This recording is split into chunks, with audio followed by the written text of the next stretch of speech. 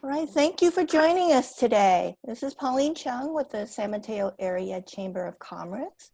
We have the pleasure of Enrico coming back to us from De La Torre and Associates Insurance Services, Inc.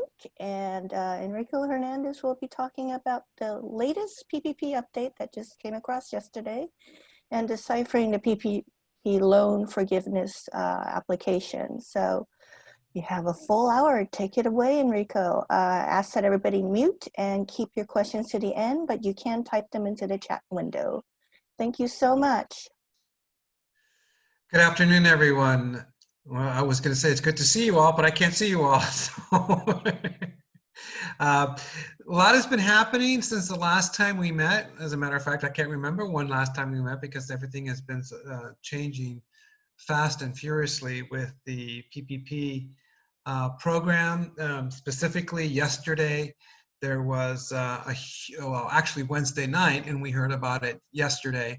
There was a huge change to the PPP program, which I'm going to discuss, and I'm also going to backtrack a little bit and discuss the application, which now is obsolete and it needs to be updated. And I'll point that you'll notice the areas if you don't have the application yet, where the application needs to be updated.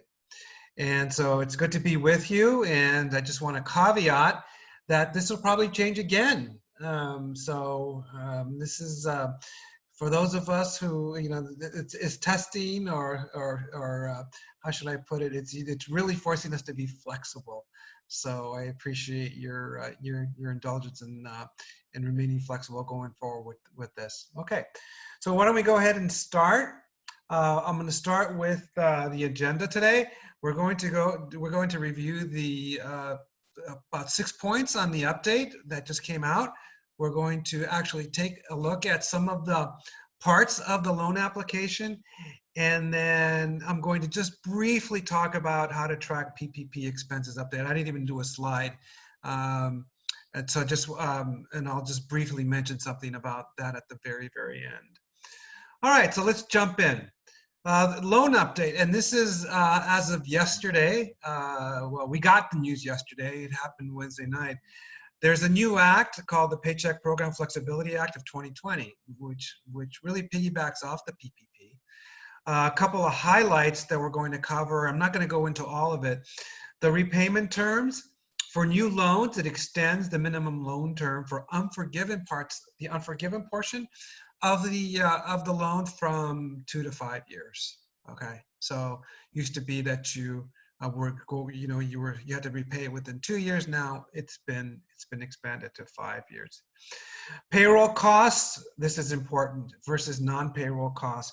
Remember in the old calculation, or well, those of you who have been reading the blogs, you had to spend 75% on payroll costs and 25% max on non-payroll.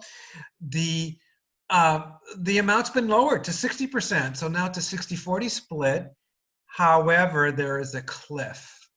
Whereas before, and what I mean by cliff is whereas before there was you could spend 74% and still get forgiveness. Right now, for those of you who play golf, if you don't hit the pin, you don't get any forgiveness, and the pin here is 60%. You have to hit 60% to give forgiveness, or else all of it remains a loan. Okay. The covered extension period, here's a piece of good news. The bill, now I just want to point out, this hasn't been signed into law yet, so it's still a bill. It went through the House and is now in the Senate. It is expected to be signed, so we're just waiting, probably happen today. So there will be a flurry of activity this weekend, and we probably end up with some things in our email on Monday saying that the bill is signed. At least that's what I'm hoping for. That's a lot of us are hoping for, so we all have our fingers crossed. Okay, so the covered period extension, no more 8 weeks. It's not 24 weeks. So there was a lot of concern for some businesses just being able to reopen, not being able to take advantage of the benefit of the program, of the funds. As you know, if you go back to when the PPP was rolled out, at least in my neck of the woods, at least in San Mateo County, we thought we were only going to be on shelter in place until April 7th, and we're going to look at it's already June, and we're just coming out of shelter in place. Okay, so good news there from the origination of the loan, and remember the loan is originated the day, or excuse me, the day that you got the funds put into your account. Okay.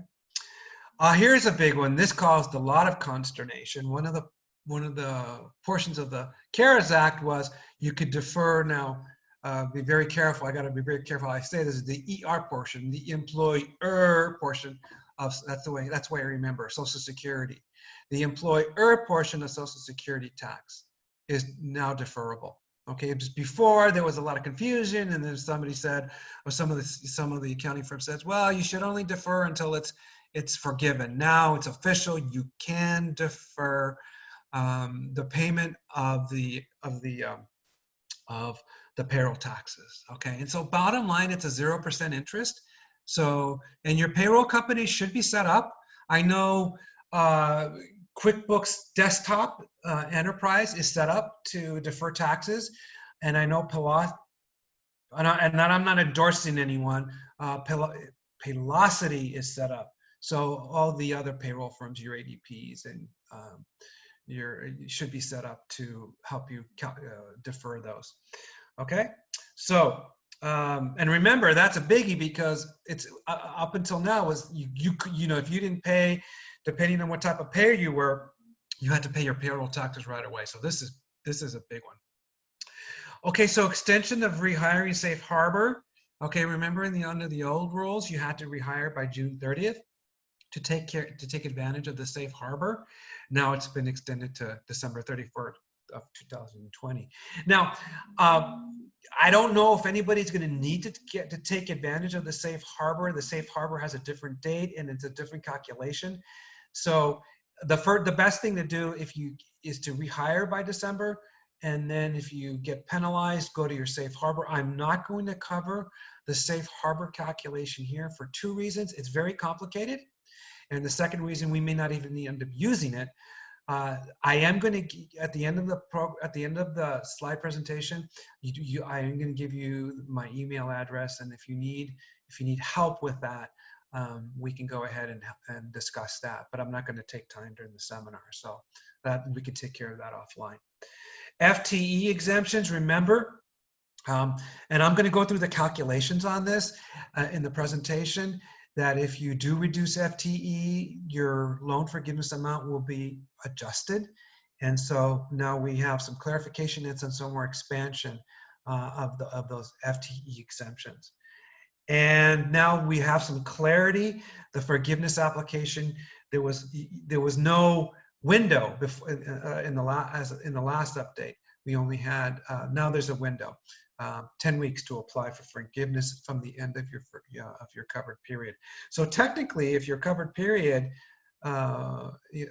starts hitting up against 12/31, you have through October 31st to go ahead and apply for forgiveness. Okay, so those are the updates that happened just yesterday. Again, I want to emphasize that this is a bill. It went from the House to the Senate. Now it goes to the White House for signature. So probably the way things have been happening is things happen at night. And so we'll find out about it this evening or early in the morning tomorrow, if not on Monday. So keep your Google News and your Apple News, keep watch on those. Okay. All right, so let's get into, since we last met, and I don't know if we can remember when we last met, there's been so much going on. All right, so since we last met, there was an establishment of an alternative method for determining the covered period.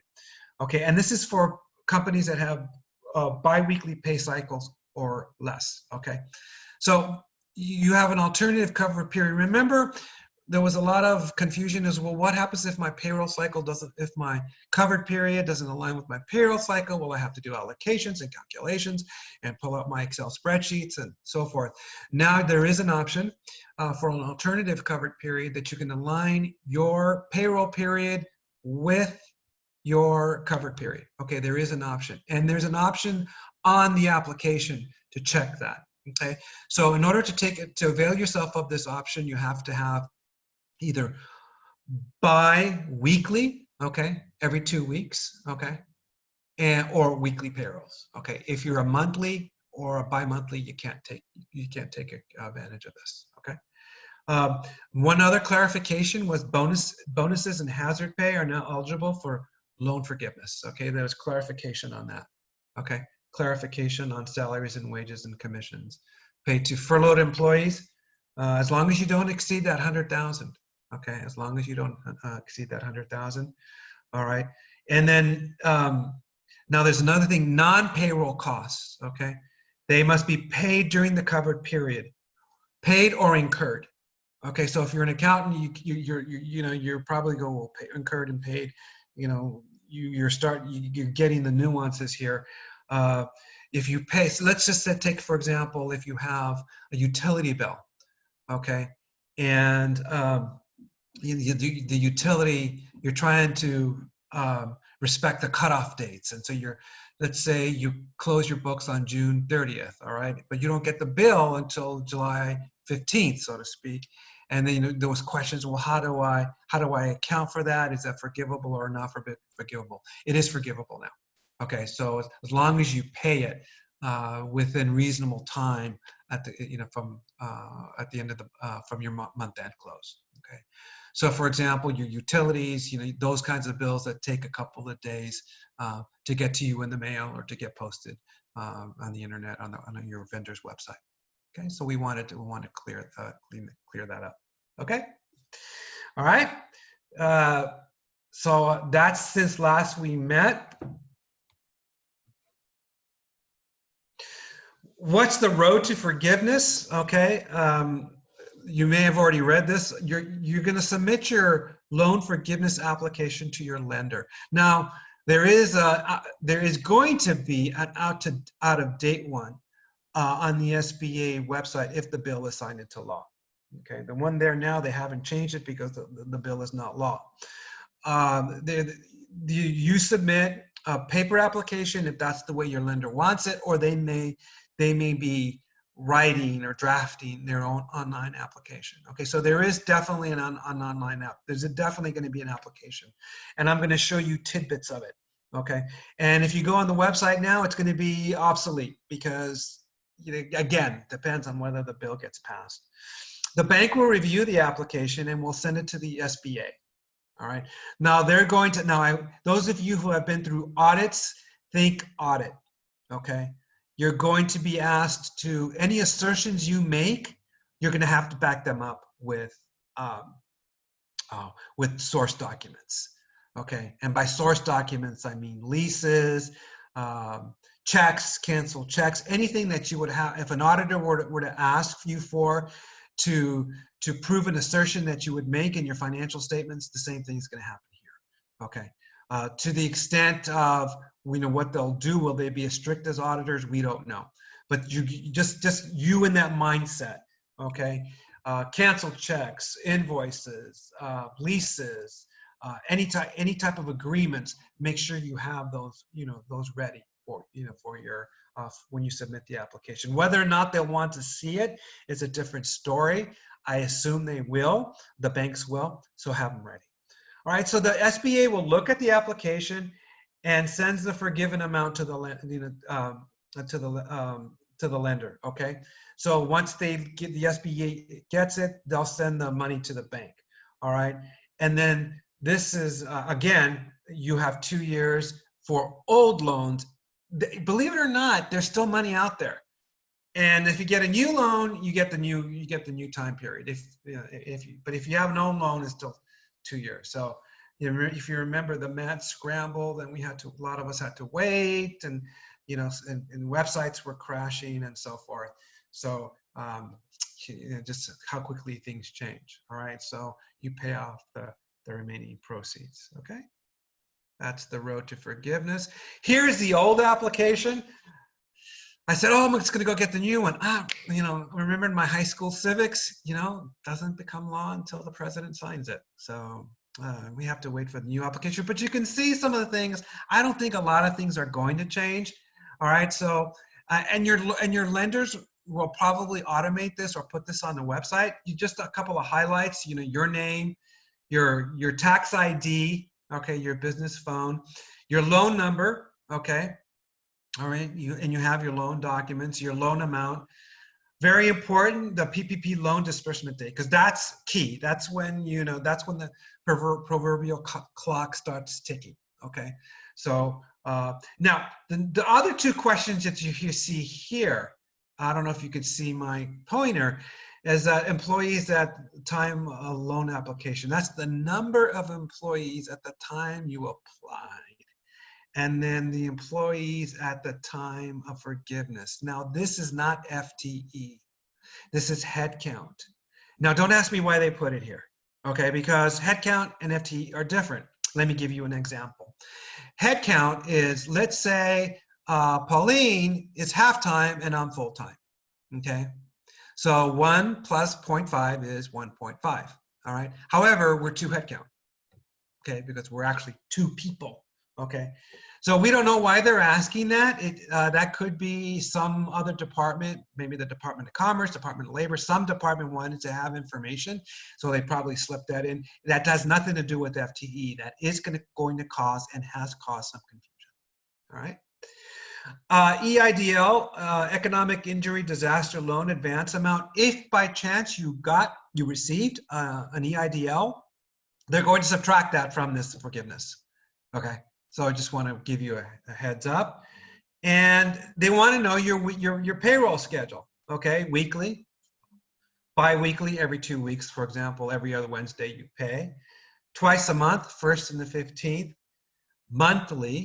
Monthly is whether you pay monthly. Now in California, if you're a monthly payer, you need to pay by the 26th to be in compliance with California law. Okay, so I just want to, you know, put that in there just to make sure that you're compliant. Okay, your covered period, all right, you have the covered period that begins, the clock starts ticking on the day you receive your loan or your alternate covered period, okay? Now, it's going to change from 8 to 24 weeks. Oh, by the way, if you want to keep your 8 weeks, you can keep your 8 weeks. Okay, if you want to keep your 8 weeks, you're given that, you're given that opportunity. All right, so, and then also there's that question, if you received over $2 million, that's where you check that box. And then now you get into the fun stuff. Now, I don't know how many of you do your own Form 1040s or your own corporate returns, or if you do those, you know there's a lot of assistance out there. So basically, this is like doing your 1040, okay? You read the directions. I think it's in the old version is an 11-page document, okay, with instructions. However, sometimes instructions aren't clear, so I'll try to make them clearer as a result of this webinar. So payroll costs. Remember, your payroll costs are now include bonuses and hazard pay, your wages, your commissions if you're a restaurant, tips.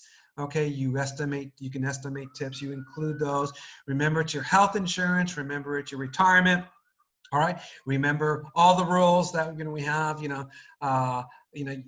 anybody who makes over $100,000 is capped at 100,000, okay? So those are your payroll costs. Now, one thing I want to make sure we all understand and this, again, I changed this, that there is benefits to procrastinating in this day and age when it comes to PPPs, because things change. The minute you finish a presentation, the rules change. So, that's the way things go.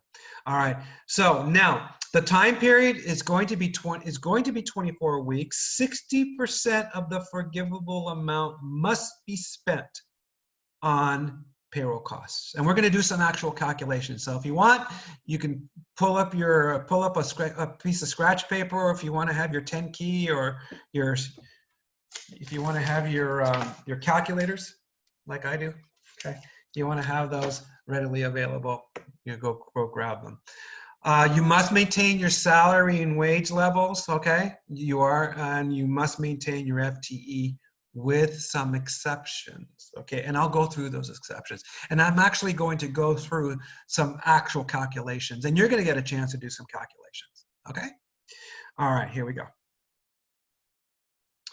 Poll. Oh, I love these, okay? Poll. Remember, okay, so let's just, just to gain some confidence. These questions, there's one hard question. This, you'll probably see it.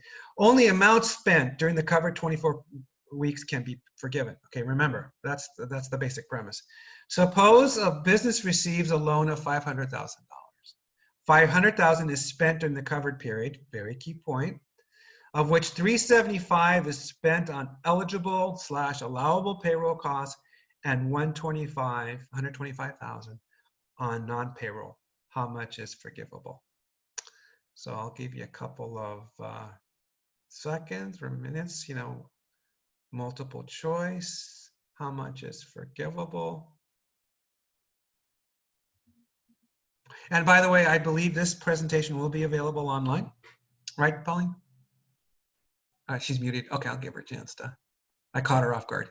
Yes, Okay. it will be recorded and put out on our YouTube channel. And if you send the presentation itself, we could send it separately as well. Sure. Okay, here we go. Thank you. All right, here we go. So everybody, 500,000 is forgivable because you met the threshold of 60%. Okay. So that's the kind of calculations you're going to be asked to do. All right. Let's see. So this is, this specific firm spent way over the amount on payroll costs, so it's forgivable. Okay. Now the question has been posed: can I spend it all on payroll costs? Yes, you can. You can spend it all on payroll costs. Okay. All right. Or incurred or paid. Now remember, this is part of accounting. Okay. The original rule says eligible costs must be incurred and paid. Let me give you an example. I work on April 1st. Okay.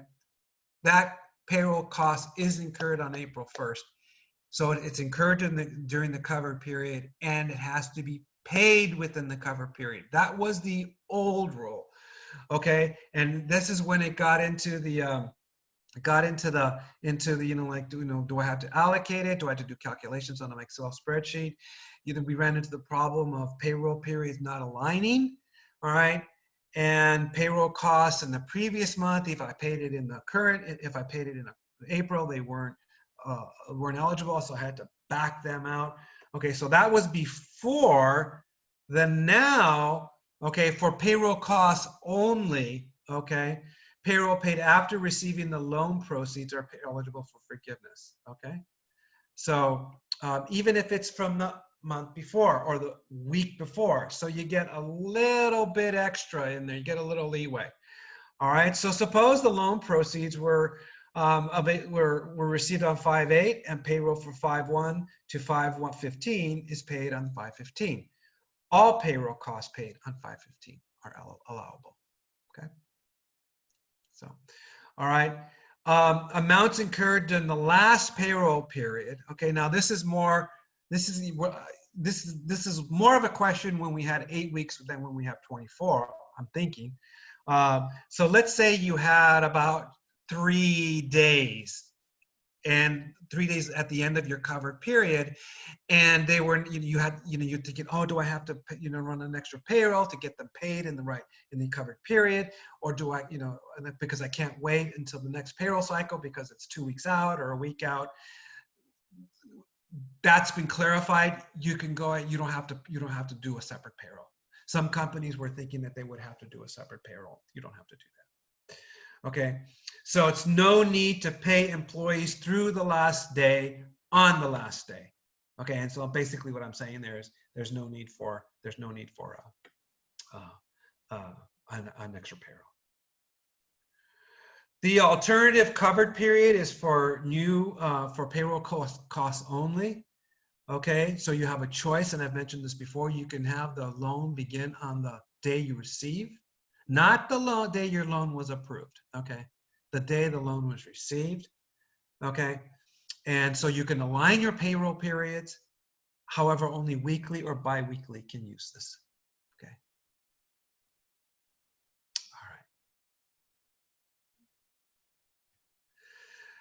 For your non-pay, now this is confusing. You almost need a PhD in this. For your non-payroll costs, okay, your covered period starts the day the loan proceeds were received.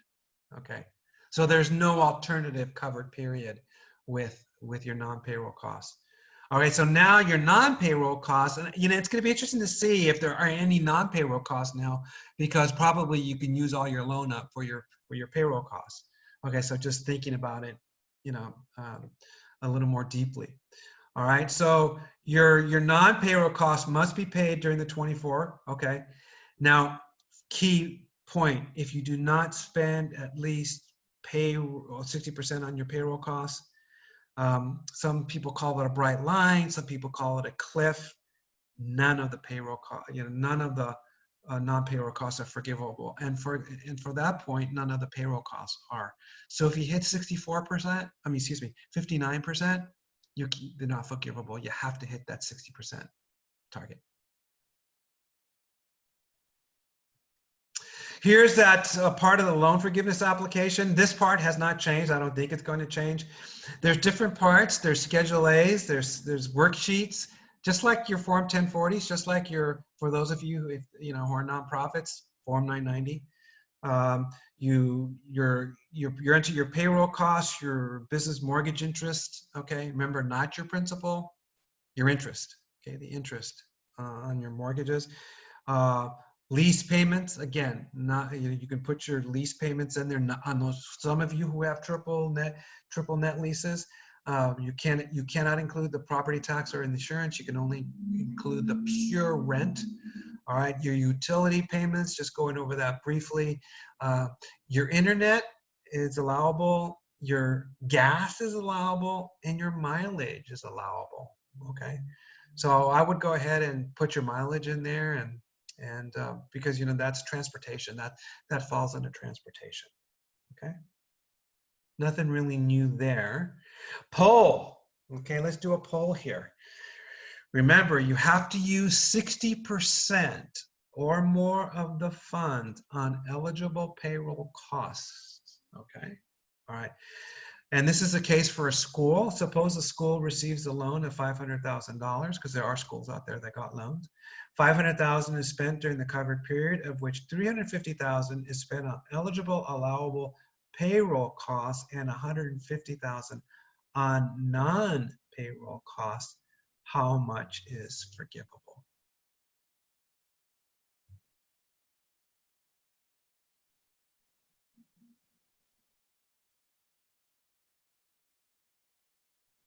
Okay.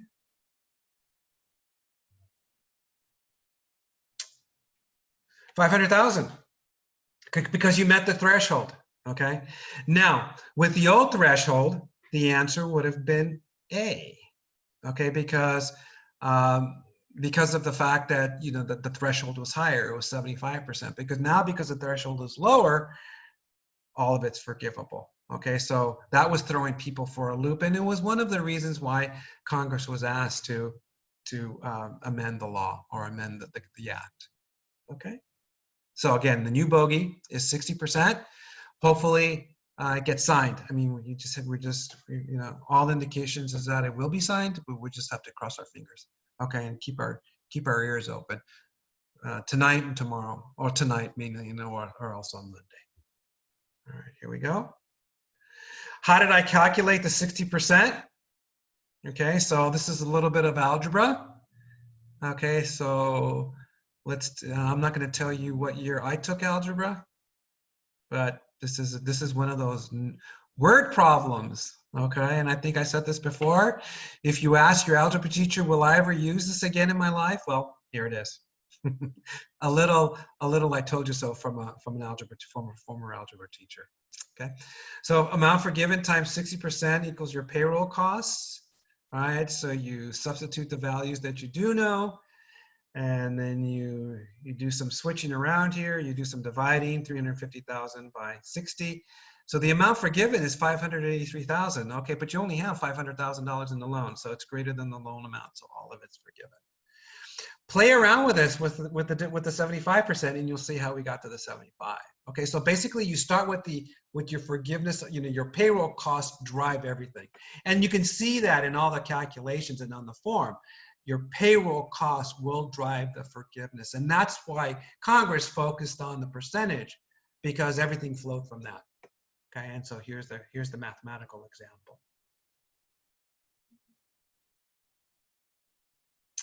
You have to maintain your salary wage level. Now, this was not addressed in the recent legislation.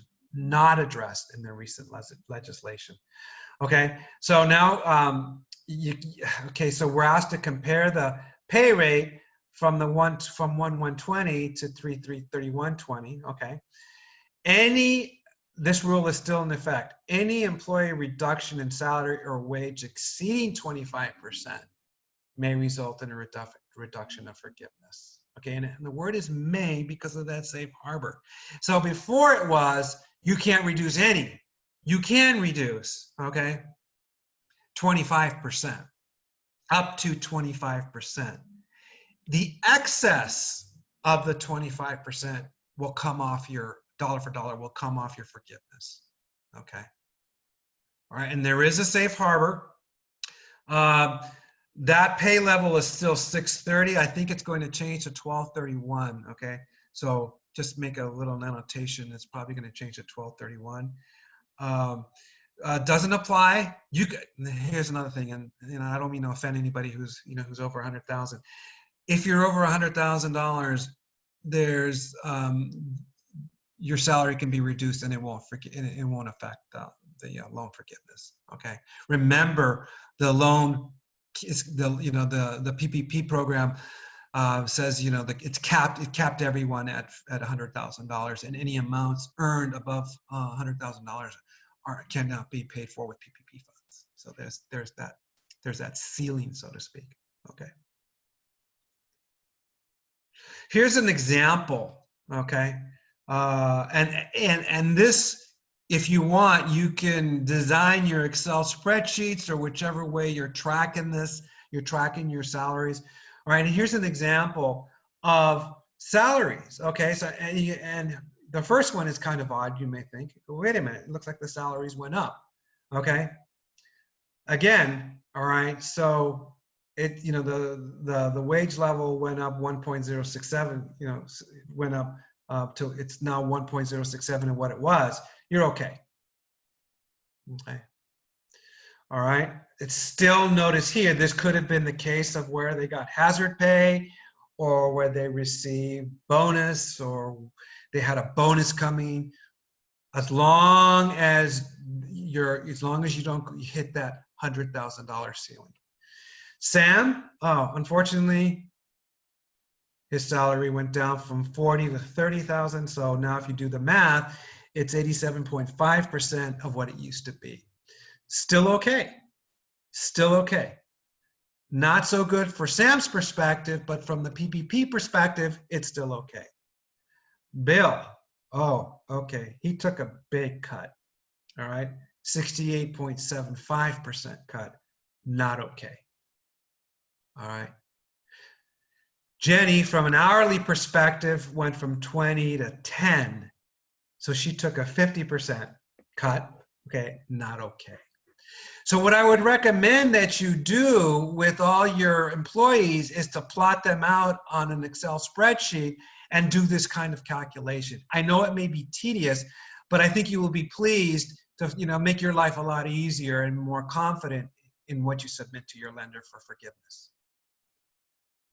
Okay, so let's look at Jenny's and let's see the effect that Jenny's reduction. Remember, Jenny's wage was reduced from $20 to $10 an hour, and there was a $50 reduction, a 50% reduction. The allowable wage reduction is 25%. Okay, so let's see what the allowable reduction would have been if they would have followed the 25% rule. It would have been $5. Okay, so if this firm or business decided to reduce her salary from $20 to $15, it would have been okay. But the fact that they reduced it to 10 is not okay. Okay, for at least from the perspective of the PPP. All right. So the reduction exceeded the allowable reduction. Okay. Little redundancy there. Bear with me. That's $5. So you're $5 over. Okay. So you take your forgiveness reduction. Now this is the average. You take an average of how many hours Jenny works. Okay. Times the 8 weeks. And this is over the 8-week period. So now it's going to be over the 24-week period. Okay. It's 160 hours. So there's a $5 excess reduction. And you multiply that and it's $800. That's how much is going to be reduced from the payroll costs.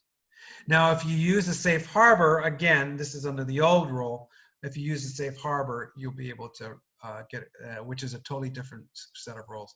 You'll be able to avoid that reduction. But you can see how a reduction in salary will affect you.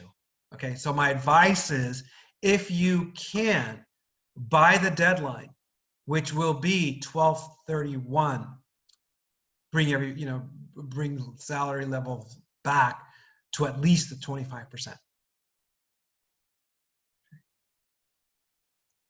Poll. Suppose Richard's salary was reduced 20% from 25 per hour to 20 per hour, $20 per hour. How much will the loan forgiveness be reduced?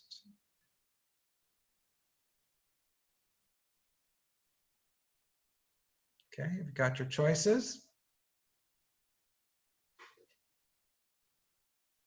None. Why? Because it's 20%.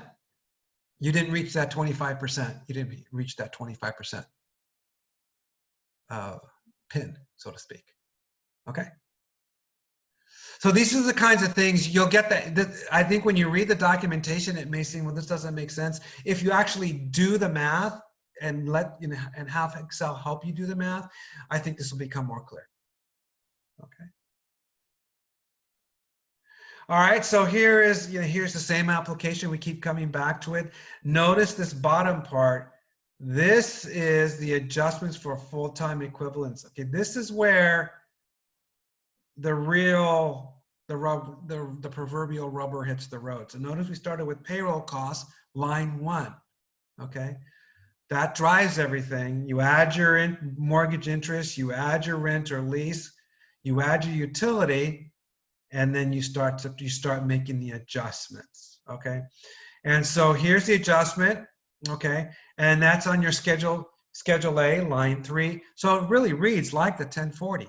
All right, or whatever, the form 990 or any of the other forms that you use for your business. Okay, so let me go ahead and move to the next slide. So to measure, compare, so this is the comparing FTE, and I'm going to show you some examples. So you have your base period. Okay, what's my base period? All right, so that's the FTE, your base period. You can have either 1 or 2. Now, before yesterday, and thankfully this didn't change, there was a question as to whether what is full-time? What does a 1 FTE equal? For some firms, it's 30 hours. Okay, and for a lot of federal grants, 30 hours is full-time. Okay, and we all thought it was going to be 30. And then, but some of the nonprofits said, well, we have 35 hours a week. That's a full-time. And then some for-profits say we have 40 hours per week. All right, so there was a lot of confusion. There was a lot of second guessing. So we have definite information now, 40 hours, okay? So you can calculate your base period by your standard method of 40 hours, okay, and you round to the nearest 10th, or you can use a simplified method, okay? So for example, there's no change here for a full-time equivalent. It's still 40 hours. However, the simplified method says, okay, we're just going to make all part-timers half of an FTE. All right. I suggest that you run the calculations both ways. It's kind of like on your Form 1040, you know how they do the mileage allowance, the IRS mileage allowance, or the actual cost of your auto if you use an auto in business. Okay. If you have that, if you do those, do the calculations both ways. Okay, use the method that gives you the greatest FTE. Okay, because then your reduction will be, you'll see in a couple of slides, you'll see the reduction is less. Okay, so the covered period, okay, again, I went through quickly and I apologize to you. I didn't, in the new slide set, I'll wait until Monday, Pauline, just to see what happens over the weekend before the next slide set goes out. So you compare your FTE to the base period, all right? And you have two base periods, the 215-19 base period to 630 or the 1120 to 229 base period. And you figure out which gives you the best, the best bang for your buck, so to speak. So let's do a standard method calculation. We have 3 employees, okay? Notice here, average 40 hours, weekly hours, 40 hours per FTE, it's 1 FTE. Now you may ask, what happens if I have a salaried person who works 50 hours? Okay, it's the non-exempt employee, classic example. It's still a 1 FTE. So even if they work a lot of overtime, okay, it's still 1 FTE. So you don't get any bonus if they work 50 hours and they're 1 FTE, okay? You have Sam, who's a part-timer, who averages 30 weekly hours, and using the 40-hour calculation, you get 0.75. Rounded is 0.8. Okay, so you round up, all right? For Bill, who's a part-timer who works 12 hours, okay? Now it's 0.3 FTE, and rounded is 0.3, okay? All right, so you see here, as rounded, they're 2.1 FTEs and 2.05. All right, so rounding in this case helped quite a bit. Okay, it gives you that extra cushion. All right, so this is the standard method calculation. You're going to have to do this for yourselves. Okay, this is a very simplified example. It's only 3 employees. If you have 100 employees, you'll need to go through each one, and you'll have to calculate their average weekly hours. Okay. The simplified method, okay, says, okay, Faye in this case, 40 hours, she's 1 FTE. Sam, 30 hours, 40 hours. Remember, under the standard, it's 0.75. Now, he's only 0.5, so he gets reduced. Okay, that's why it's advantageous to run the calculations both ways. However, Bill was 0.3 before and gets bumped up to 0.5. All right, so as before we had 2.05 FTE, now we have 2 FTE. Okay. Hopefully this is starting to be a little bit more clear in your minds. All right. What do we do with those unfortunate involuntary terminations? Okay. Jim, you have a reference period. Okay, now the reference period is going to change. So Jim is a full-timer. He's a full-timer. Okay, when the reference period, the covered period is over. Now remember, the covered period is going to change with this new law. All right, when it's signed. So in Nancy, unfortunately, had an involuntary termination. Okay, and then Bill came back on, and then Bill was hired in your place. So you're back even. Okay, you're not going to be punished if you have an involuntary termination. Okay, or if you recall someone and they say, no, you know what, I like my time off, I'm getting more money on unemployment, I'm going to go ahead and I'm not going to refuse your callback or your new offer or whatever. What you need to do in that case is to document that. Don't do anything verbally. Get an email, document the callback, document the refusal. Okay, and one part that at least you have to report the refusal of the offer of the callback to work to your local state unemployment office. Okay, you have to do that. Okay, so they can't. You have to report them. It's just part of the legislation. Okay, so in this case, the 3.5. Now, some industries didn't have to, were able to keep all their FTE. Some were not. Okay, so again, follow this methodology for your spreadsheet calculations, okay? Here is one, all right, where Chris, notice there's two things happened. You had Nancy had an involuntary termination. We added Bill, okay, Bill came on. Michelle went from full-time to part-time for whatever reason, okay? 1 to 0.5. Chris was furloughed. Now, furloughed is with all intention of bringing back when business environment improves. So this example shows a decrease from 2.5, excuse me, from 3.5 to 2.5, okay? Watch those numbers, all right? So here's the calculation that we have that has to take place. The new reduced FTE during the covered period is 2.5. The FTE during the reference period was 3.5. So it's 71.4% FTE of what it was previously. Just do the math. So there was a 28.6% FTE reduction. Okay? And here's the section where it goes. Notice here, it says 75%, 75%. This is going to have to be changed, and that's why I caveated it, if that's a verb. Okay, so here we go. Let's do some math. All right, here's a poll. Suppose $100,000 were received in loan proceeds. 75% of the proceeds were spent on allowable payroll costs, and 25% on non-payroll costs. Notice this is under the old rule, okay? And some of you may hit 75, okay?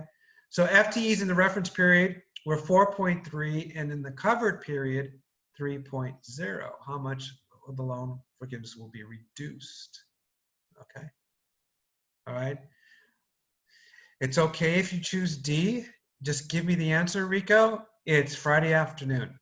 All right. That is an acceptable answer. Okay. I know you're tired and it's been a long week. So that's the reduction. Okay. 3 divided by 4.3. Okay.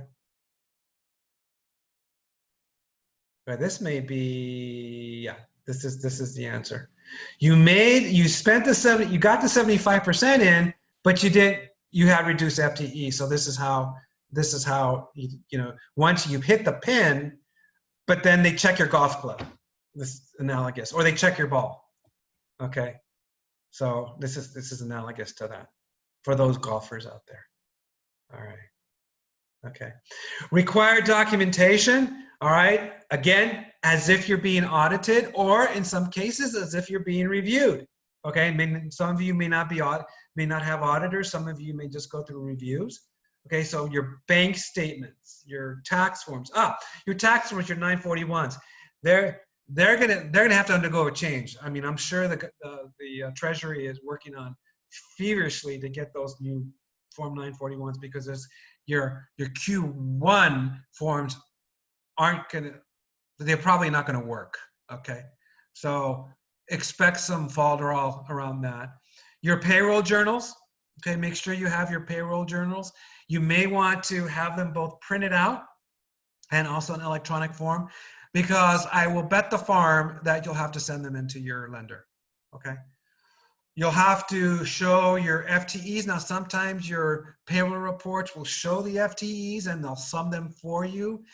I would try to make your life a lot easier by, if you don't have the FTEs calculated on your payroll reports, and then make sure you use the 40 hours, not the 35 or 30, to make sure that those FTEs are calculated correctly. I would ask your payroll provider to, excuse me, to make sure that the FTE shows up. Make sure you have your health insurance invoices and your payment receipts. Okay. And remember, it's the employer portion, not the employee portion, that gets reimbursed. Okay. And also have your retirement plan payment receipts. Okay. Now, some of you may wait till the end of the year to deposit your portion. Okay, you can't fool around with the employee portion. I'm not saying that. For your employer portion, let's say you wait till the end of the year to determine how much you're gonna toss into their retirement plan. You may want to make a contribution now, okay, because it's eligible. All right, and if you're in your covered period, okay, some covered periods are going to end before the end of the year. Okay, so you may want to toss in that retirement payment now.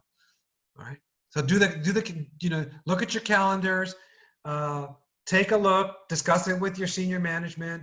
Do we want to make it now because it's covered by the PPP? Okay, and also keep all the copies of the wire transfers if you use that, or checks. Okay, make sure you have copies of the canceled checks.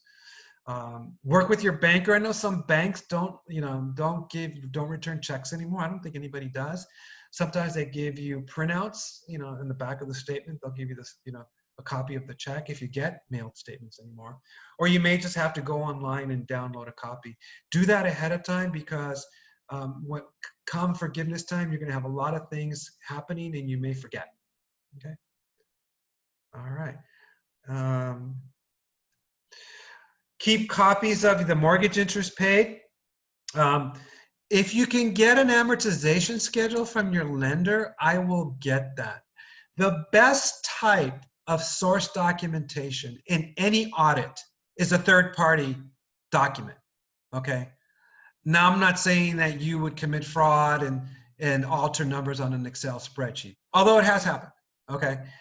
Third-party documentation, source documentation is the best. It's the best. So I would call whoever owns your loan, whoever owns your lease, to get an amortization schedule, because they break out. You start with the balance, they add the principal.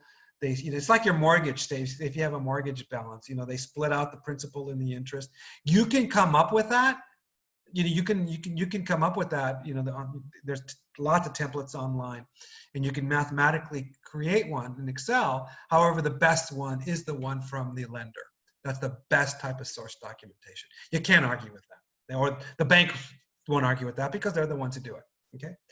So rents and leases, receipts, canceled checks. Track down that copy of the lease. And I do mean track down the copy of the lease, because sometimes how many of us have gone to our files and you scratch your head and I said, I thought I filed it. I could have sworn I filed it. And if you don't have capabilities of uploading it into your accounting system, it just makes your life much more, you don't need that excitement, so to speak, when you're starting to do your loan application. Copies of utilities, have all your copies of utilities, okay? And hopefully the service dates are on those copies of the utilities. For example, even though the invoice gets sent on May 31st, it says their service dates, May 1 to May 31. And even though you don't get it till June 7th or whatever date it is, okay? Questions. One thing I want to address now. I don't know if there's any not-for-profits out there, okay, on recording of the loan, okay?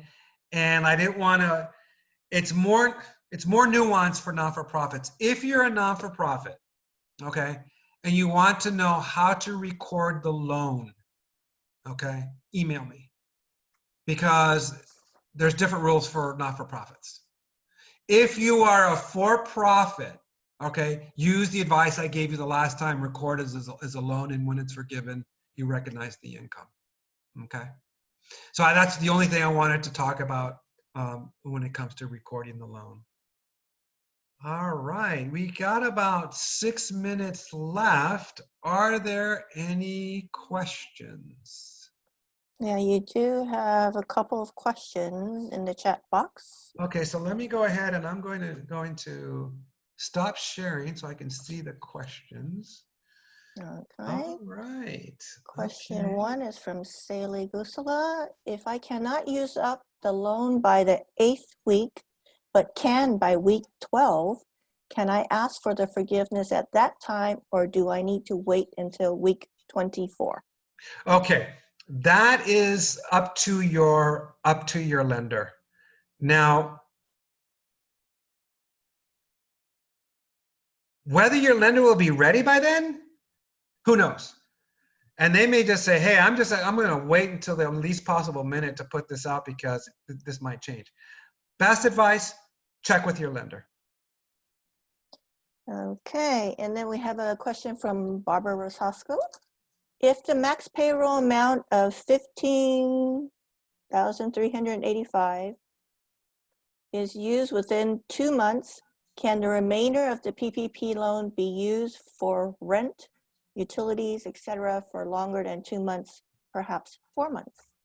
Remember now that so that 15,385, when the bill gets signed, is off the table. Okay, because it's 1937 per week, and if it's 24, that 15,385 was calculated based on an 8-week covered period. Now with 24 weeks, you have more time to spend the money. Okay, so don't worry about that 15,385. Okay, now multiply 1,937 times 24, and that's your limit. Okay. Hey, let's see. I think we have a new message. Oh, Staley said thank you for the answer. Anyone else have a question? You're welcome to unmute if you like to ask one. Why don't you say thank you in person? Oh, you're welcome. Oh, there's Staley. Sally. Sally. You're very, very welcome. And you have my email address. If you have any, Okay. We can, not that I encourage people working weekends, but I'm sure this has happened. I work every weekend. I'm gonna try to catch up. Oh, I'm trying to get ahead. And then you're there on a Sunday and it's 3 o'clock and you go, oh, I wish I would have asked that question. Shoot me an email and I'll be happy to help. Okay. All right. I know how things go, and it's worse when it's at 11 o'clock at night. Okay. You're not going to wake anybody up. So anyway. Okay. Anyone else? We have somebody that's on a Galaxy S10e. So who's the mystery person? Any other questions? All right. Well, we're Pauline at 3 minutes to spare. Yeah, this is perfect. You have so much information to cover too. I know, and it can be overwhelming, and my email address is available on the slides, and please feel free to call me and to shoot me your questions, and the answer may be, I'll get the best answer to you that's available at that time, barring any changes to the law, which I'm sure there's going to be more. Oh yeah, with these changes coming out just yesterday, so you had some dancing shoes or something on to get this one pulled together. Well, I said to a colleague, I feel like I'm drinking from 3 fire hoses, and what my mission is to get that manageable down to a drinking fountain for you. So that's my goal. Yeah, really appreciate it. And if we have nothing more, thank you so much. I will put the recording out there and then send everybody the link. The slide package will not come until Monday, like Rico said. I think I'm gonna wait a little bit longer to see what comes down the pike. But the recording won't change, so I'll go ahead and post that. So appreciate it. Everybody have a great weekend. Thank you so much, Rico. You're very, very welcome. Have a great weekend. Stay safe. Bye. Bye-bye.